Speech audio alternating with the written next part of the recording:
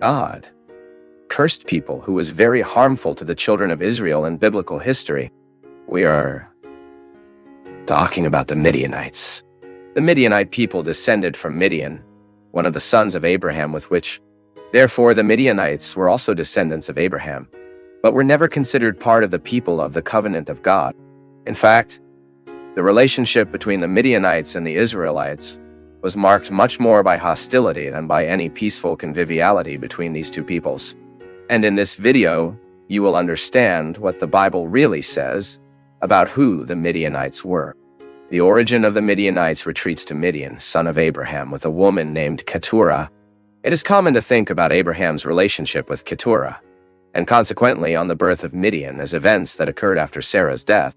However, the Old Testament scholars observe that the account of the relationship between Abraham and Altam may well be an anachronistic record in the book of Genesis. Put this: many interpreters believe that this relationship must have happened before Sarah's death, since he is identified following the biblical text as a concubine of Abraham. As we read in the first book of Chronicles, this was the case. So it is not possible to know for sure when Abraham's life occurred the birth of Midian, except it was after the birth of Ishmael. In any case, the biblical writer made a point of making it clear that the children of the concubines were failed by Abraham with gifts and sent to the east so that they would not cause problems with Isaac's inheritance. And obviously, among these children who were sent to the east was Midian. This detail can explain how the Midianites began to inhabit at the borders of the Transjordan Desert. Thus, over time, it seems that Midian began to designate the area north of the Arabia Desert, east of Moab and Edom, in the part eastern from the Sinai Peninsula.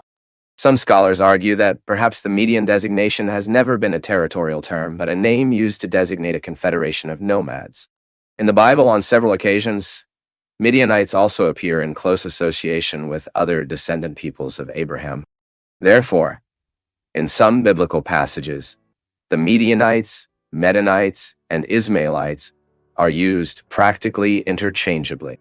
Then it is believed that these three groups probably mingled through marriage. That is, this means that the descendants of the children of Abraham, with their concubines, were married to each other. The Midianites were a desert people. That is, they lived like nomads. Apparently, the Midianites organized themselves in tribal units, probably in 5 main clans, as the Bible speaks of 5 princes of Midian. In the book of Genesis, we found the record of a battle that occurred in the land of Moab, in which an enemy leader named Adad, son of Bedad, entered Midian. Then the Midianites are cited in the context of the betrayal of the brothers of Joseph, the son of Jacob, and it is at this point that the association of Midianites with the Ismaelites begins to become evident in the biblical text. The Ismaelitist merchants who bought Joseph of their brothers and took him to be sold in Egypt were also Midianites, as we read in the book of Genesis chapter 37, between verses 25 and 28. About this, it is true that some scholars think that both the groups were linked, but the Midianites sold Joseph to Ismaelitist traders, who in turn later sold Joseph in Egypt.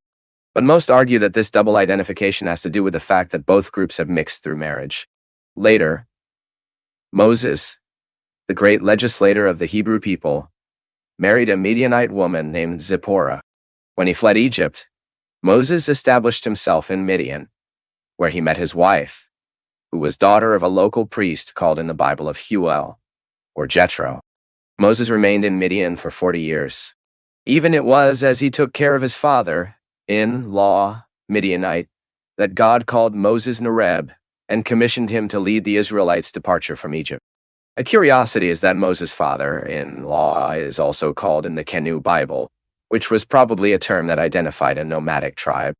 Some scholars believe that the designs Quenius and Midianites should be seen as synonymous, and others believe that, in fact, the Quenius would have been just a part of a Midianite clan. And sometime later, when the people of Israel had already left Egypt in pilgrimage through the desert, the Moses' Midianite brother-in-law, Obab, was invited to help guide the pilgrims in an excerpt from the trip. As a desert nomad, obviously, Obab had some knowledge of the region and was very important at that time. But the friendly demonstrated by the father-in-law and the brother, quite the contrary.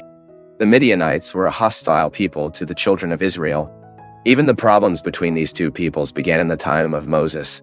The Bible says that the Midianites joined the Moabites to oppose the Israelites. They hired the prophet Balaam to curse God's people and then led Israel to sin against the Lord through idolatry and immorality. It was on this occasion that the Midianites were basically identified as a people cursed by the Lord. God commanded Moses to war against them and destroy them.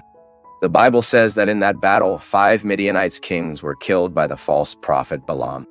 Moreover, as we read in the book of Numbers, chapters 22, 25, and 31, the Midianite men of all ages were killed, besides all married women, because they were an important part of the plan that caused the children of Israel to deviate to immorality.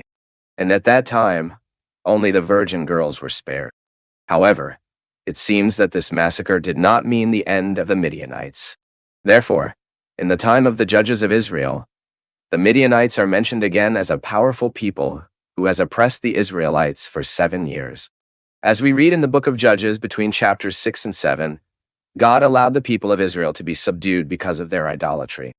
At that time, the Midianites combined themselves with the Amalekites and the peoples of the east and promoted an oppression against Israel that actually caused major problems. They were very numerous, used camels, and looted everything they could, leaving the children of impoverished Israel without herds and without groceries. The situation was so complicated that the Israelites had to hide from the invaders in caves and other hiding places in the mountains. However, when the children from Israel showed repentance and cried for divine help, God raised Gideon to free them from that oppression. It was in this context of the conflict against the Midianites that the emblematic battle occurred in which supernaturally, God gave the victory to Israel, with Gideon leading a group of only 300 men. Even the Israelites stripped the Midianites by taking from them various utensils, such as gold rings. And the fact that the Midianites have this type of object is another feature that highlights the association of Midianites with the Ishmaelites in the biblical text. And this remarkable event against the people of Midian was remembered on other occasions throughout the history of Israel, being cited, for example, in the Psalms and prophecies of Isaiah. After that, the Midianites continued to exist, but lost a lot of relevance. Nowhere in the biblical history they are mentioned again as a serious opposition force to the Israelites.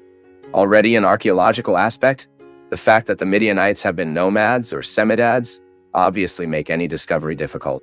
There are only ceramic findings, also some fabrics and metal utensils in the ancient Egyptian temple occupied by the Midianites in the Timnah Valley. In addition, there are some possible connections with the Midianites in Assyrian records in